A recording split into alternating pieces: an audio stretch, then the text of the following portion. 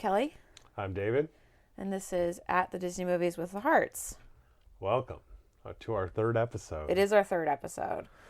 And this week we watched something I had never heard of before. Neither have I. It's The Adventures of Bullwhip Griffin. Bullwhip, bullwhip, bullwhip Griffin, let villains and ruffians beware. His path never swerved, and justice was served when Bullwhip Griffin was there. So this was an interesting one. Yeah. I don't know how I feel about it, but Yeah. So if you're not familiar, let's run it down. Okay, so basically the movie opens and there's a butler guy, his name is Griffin, and he's at a rich estate in Boston, and the grandfather has died and they're reading his will. That's how it opens, right? Right. And jokingly gives all of the servants money. Oh yeah, the grandpa, he gave all of them money and then was like, haha, actually I'm broke, and then so the main characters are the butler Griffin, the boy Master Jack, and the granddaughter who is and Master Jack is 12. Arabella, who is the other daughter or granddaughter, is closer to Bullwhip's age, to Griffin's age. He's not Bullwhip I'm yet. sorry, yeah, to Griffin's age, which is 20-something? Yeah, early 20s? Yeah, probably. I don't know. They look like they're probably almost 40, but I think but I think they're supposed to be. Yeah, they're supposed to be, I think, in their late 20s, probably. Yeah, maybe. I bet. Well, don't you think they would have supposed to have been married back in those days by then? Yeah, because this is back in the California Gold Rush. I think they were supposed to be in their early 20s. That's the whole thing, is that once everyone finds out there's no money, then Jack, who's the little boy who's obsessed with gold, decides he's going to run away and go on a ship. And so he stows away, and then Griffin goes to try to find him, and they both end up on the ship going to California. Through a wacky set of unfortunate circumstances. Yes, and basically then Arabella follows them later in the movie to California. Because they sent her a letter, so she decided to go to California because she was losing her house. I mean, that might have been one of the things that made the most sense in this entire movie. Yeah.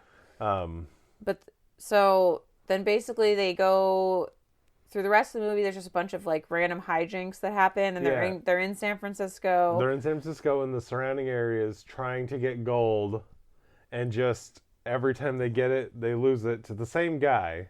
Yeah, he's this judge guy who at the very beginning He's no judge. No, he's not a judge, but he calls himself a judge. But at towards the beginning of the movie when the little boy is stowing away, he tricks some guy into giving up his secret for the mother lode. Oh, no. But before that, he gets he the ticket. Stole the ticket. He stole the ticket from some guy who paid a bunch of money for it.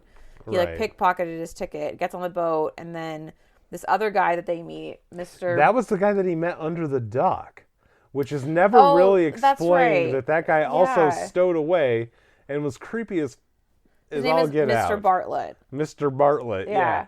And he was under the dock with the boy, and they both stowed away. But then he revealed he had a secret map to gold, but he never really revealed why he was being stowed away. And later on, even though he stowed away or got on somehow, he had a master suite. Yeah, he had his own suite. So he must have had a ticket, I guess. Yeah. But that is very bizarre, the way he followed the little boy under the dock. Yeah, it was a little strange. Yeah. But basically, they keep losing the money or the map to this judge guy who's just super shisty, and there's a bunch of random scenes in there where that happens, and they run into Mexican banditos at one point, and at some point towards the end of the movie, well, actually towards the beginning when they first get in San Francisco, he knocks out this mountain ox fella. I don't care about other men. I tell you to cut hair. You cut hair. Would you please keep your vulgar hands off my apparel? who's like just a big oaf, but he knocked him out because he had like a glove full of money, full of gold, which I missed. I just thought he like knocked him out. Oh no, like, he had the glove full of gold. That's what he hit him with. Yeah. And so then everyone like wanted them to fight, but then after all these hijinks happen randomly, he comes back, and then he agrees to fight this guy to get money to pay for them to go home. Yeah. And that's the basic synopsis of everything that happens, right? Up until the end, yeah. Up until the end, because the end is the fight. And then they fight. He wins. They steal all the money that the judge was stealing yet again from somebody else. Yeah, he like randomly got a job as like the bookkeeper during the fight at the end. To become a master thief. And stole all of the gold, but then they ended up stealing it from him because there was a fire that was started and there was a bunch of chaos. But so that was the overall basic synopsis. Yeah. But this movie, oh boy. What were your overall thoughts or impressions about it?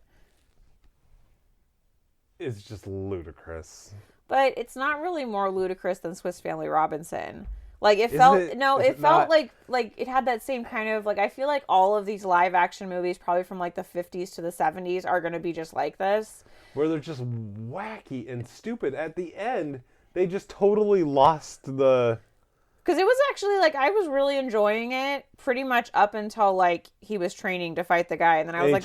He turned green and knocked the thing out into the... Yeah, he was, like, training to fight the guy. And then they just inserted all these really silly things. But I did actually kind of like the very beginning of the movie, the intro where they had the animated sequence. Yeah. And how they kind of kept pulling that back in at random parts. Yeah, that was fun. I did kind of like that. But then it just got weird at the end of the movie.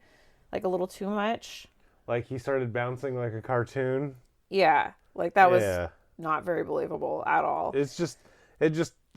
What had been a fairly believable movie really pulled itself out at the end, which was really weird. Yeah, it was really strange. But although at the end in the fight, like, before the fight started, I actually didn't really know how it was going to end. No, not at all. I even, like, wrote that down. I was like, I don't know. They really could have just ended up broke or, you know, just or, like, back maybe to it found again. some other gold somehow at the end or like, they still could have gotten that guy's gold. And if he would have lost the fight, it would have been that would have, like, almost been better. Yeah. But, I did like the haircutting part, actually. Yeah, the haircutting part was really good. That's the thing, is there were a few good scenes in this movie, and most of them were at the beginning. Yeah, like, I feel like as soon as they got to the part where the Mexican banditos came, that's when that was like where the movie turned. And I don't know what point of the movie that was, but basically, like, they're going up on this like stagecoach to go into the mountains to get gold. It was like 1/3 of the way in. Yeah, the first third of the movie was really, really good. Yeah. I felt like I was actually really enjoying it. Yeah, so was I. And then, yeah, you're right. As soon as the banditos came, which the banditos part was okay. But unfortunately, I don't think in Disney movies you can't kill anyone, right? You can only kill, like, dogs in Old Yeller. No. Hey, some people might not have seen that. You might have spoiled that. Okay. If you're listening to this ever, there's no such thing as spoilers. Watch movies. Yeah, there was a lot of fun sequences. Like, I liked at sort of towards the beginning when they first get on the ship, and then there's the captain who's basically like a gross, crusty old sea pirate. Yeah, he was perfect. And they like cooked Captain all his Swain. food and made it fancy. Yeah, I liked that part. Yeah, it really. The more of a dandy he was, the better the movie was. Oh, yeah, that was the other thing, because he was super proper, like, pretty much all throughout the movie, but then he just got kind of ridiculous, like... He got more cartoonish. Oh, you know when it was? It was when... So there was a part where the judge guy, the villain guy, was, like, going to be hanged at one of the gold camps because he was, I'm guessing, stealing from somebody else, and they were going to hang him, but he was telling everyone he was a dentist, so they, like... tried to help him so they could get the map because they were still looking for the map at this point, but then they ended up finding a bunch of gold and he was like freaking out about the gold. That's when it started getting really ridiculous. Yeah. And that was after the bandito part, but the gold that was the like pretty much right after. Well, you know what, that might have actually been more when the movie turned, Because them going to find the coat with the banditos and that guy following them, that was all right. Yeah. And they had the little animated scene. And then, yeah, the dentist part, I think, actually might have really been where it turned into just dumb. Yeah, because I didn't mind the dentist part, but it was after that, like... Yeah, I haven't minded the dentist part. I don't Let know. him kill that guy. I mean, that is true. Because that guy he just kept showing up. It was ridiculous. I mean, I do like the honor of our butler, our He did honor bullwhip. his word. That came up a couple times. Well, he stuck to his own just personal honor all the time, which is nice to see since it doesn't exist anymore.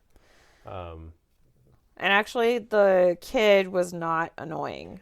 Shockingly not Which annoying. is strange because usually most of these movies, a lot of the kids are really annoying.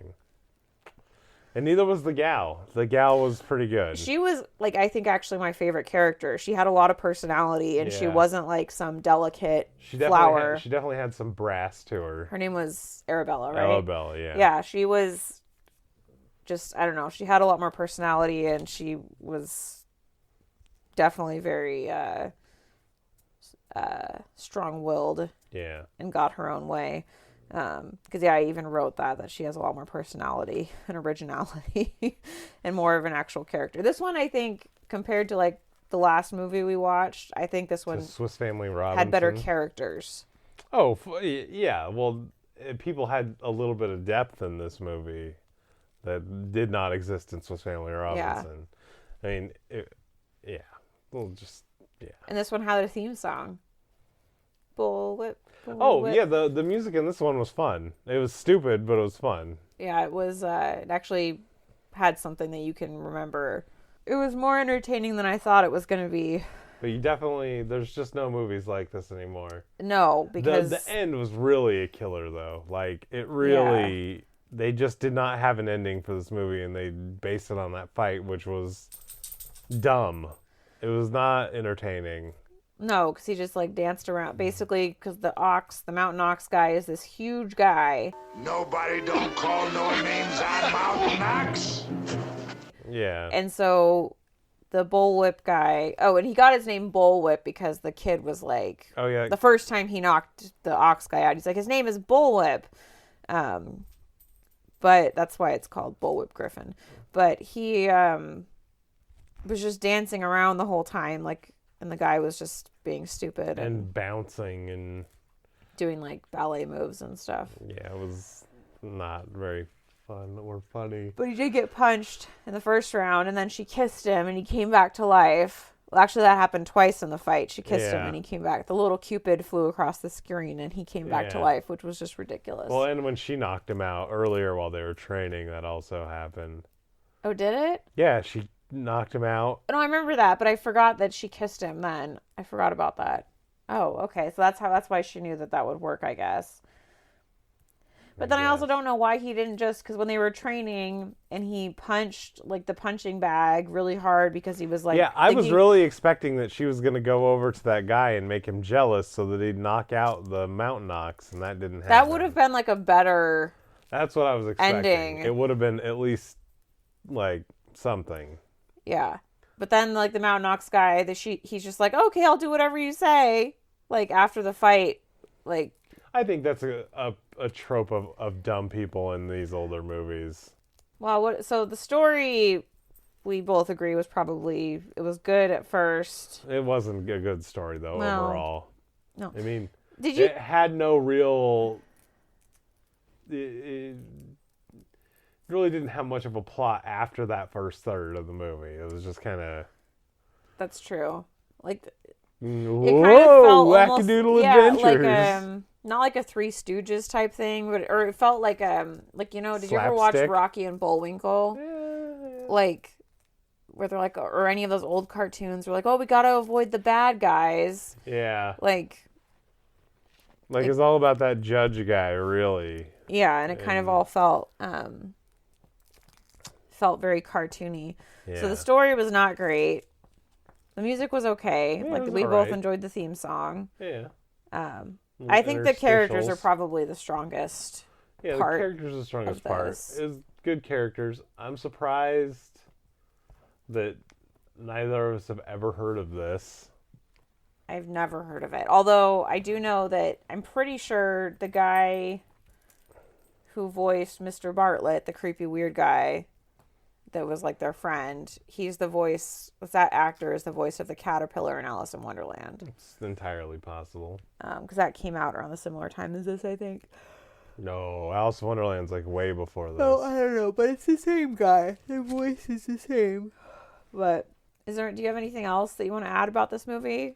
With this movie, not so much. It was just kind of weird. It was strange. It was old school.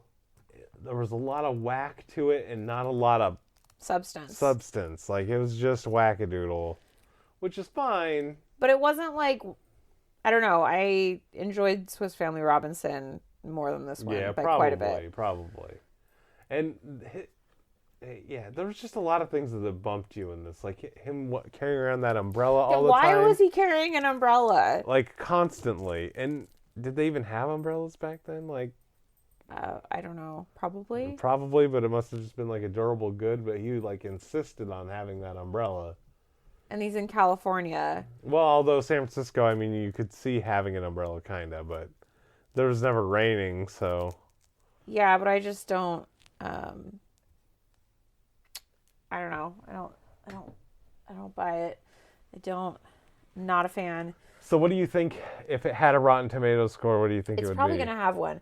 No, it'll have one, but what do you think it would be? What do I think it would be, or what would I rate it? No, but what do you think it would be? I bet the Rotten Tomatoes score, just because I bet a lot of people have a lot of nostalgia for this. Are you looking it up? I'm going to. Oh, but we have to do our own scores first. No, I know. Because we decided that we should rate it independently. I understand. But I bet Rotten Tomatoes is going to be somewhere in like the 75 to 78 range. Yeah, I'll say that's probably true. But so real quick did this movie was not at all what we thought it was going to be. I was close, but he was not any kind of authority figure. No, because you said but Western. I said it would be super wackadoodle. Which it was, but like I thought it was going to be more like old school, like Billy the Kid type feel, like. Well, it's still Old West, just different Old West. It was more about like the Gold Rush. It's all, I don't know. It just was different than I thought it was going to be, but. But if I was going to give it a score, which I would. You are. Well, yeah, of course I am. Yeah. I'm going to give it a 65. Like Ooh. It's low, but I would never watch this again willingly. No. Yeah. We might make our kids watch it as punishment. No, I wouldn't even make my kids. There's nothing truly like redeeming. Like, oh my God, you gotta see this movie. Unless, although, let me add one little off thing. Why does he have an English accent if he grew up in Boston? I don't know. I was thinking about that the whole time. Yeah. Like. So what? But why do none of them have Bostonian accents? Yeah. That's fine. I don't mind that. That might be a newer thing, but for him to have an English accent, ridiculous. Correct, sir. Yeah, because that's right. Because he grew up with in Boston. Oh yeah, and how did he went like? And he grew up with Arabella. Oh, and where are their parents, by the way? Are their parents just dead too? Because it was their grandfather that died. Back then, parents and people died pretty easily. I mean, but Arabella and Griffin, they went to school together because she was like, oh, do you remember at your birthday party when you threw the serving tray out the window and you said, I'll never be a butler? Does that mean he got a serving tray for a birthday present? I don't know, maybe. And the little kid said that he gave Arabella a locket in the 6th grade that she still carried. Yeah, so he did grow up there. Yeah, I mean, they grew up together. But how did he become her butler? He was the old man's butler.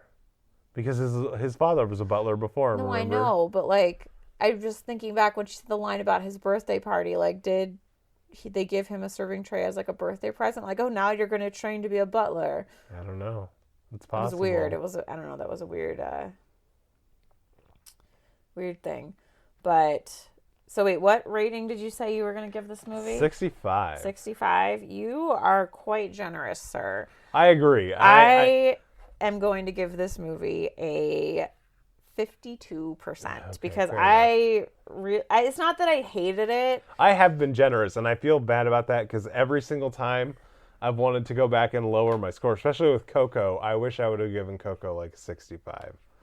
I didn't hate this movie. I would watch Swiss Family Robinson again just to make fun of it and just for the fun of it. Yeah. But I didn't hate this movie. That's the thing, is I didn't hate it. I don't ever want to see it again. It just didn't have any substance, and it was just weird. Like, I enjoyed some of the characters. Like, I actually did enjoy Griffin's character. Yeah, Griffin was a great character. And I didn't hate the little boy. He wasn't annoying. And but the chick was my favorite character, actually. Because she was, like, saucy and sassy and... Saucy, sassy, and brassy. Yes, exactly. Yeah. Pull up a chair, boys, you're welcome to stare. But open your pokes, boys, and pay for the fare. So, you gave it 65. I give it 52. Let's Is there see. any final thoughts? Oh, what does Rotten they Tomatoes give it? say about it? Ooh. 43. 49. I told you it's not good. Oh my gosh. Wow. So, we're above. Is there any comments in the Rotten Tomatoes? Oh, I don't know if we need to get into all that. No, just like, what does like a bad one say? Nothing to upset the kids. Little to interest grown-ups. Pleasant, low-key adventure comedy. Pleasant, low-key adventure comedy. Any final thoughts at all? Bullwhip Griffin. That might be the bumper at the top. The theme song. We'll see. Yeah. Yeah, and, just bear with us while we're working this out. I don't know. I think we had a lot of good stuff to say about it, considering there was literally no substance. Let's go ahead and pick another movie. Number 144. Okay. So we're getting like more modern. Yeah, which is very odd. I'm nervous. You're nervous A about little bit, 144. Because, oh no. What is it? What is it? What is it? It's Herbie Goes Bananas. Herbie Goes Bananas? Wait, is that the car? I think so. Like the 1980. Herbie Goes Bananas? So I'm betting that there's a monkey involved with Herbie.